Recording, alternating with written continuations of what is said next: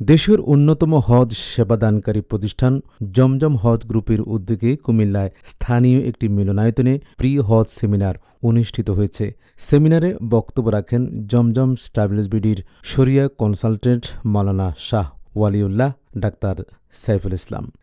মানুষের জীবনে আসলে যে ইসলামের যে 5টি ফরজ কাজ আছে এর মধ্যে একটি হচ্ছে হজ পালন করা, এবং আল্লাহ তাআলা আমাকে সে সুযোগটা দিয়েছেন।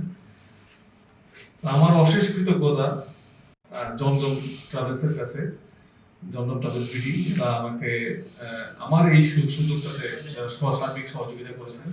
সেমিনার সার্বিক তত্ত্বাবধান করেন ডাক্তার মিজানুর রহমান।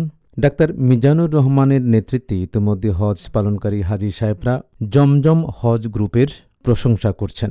সেমিনারে কুমিল্লা শহরের গণ্যমান্য ব্যক্তিবর্গ অংশগ্রহণ করেন। চ্যানেল বি+, নতুন সূর্যোদয়, নতুন বাংলা।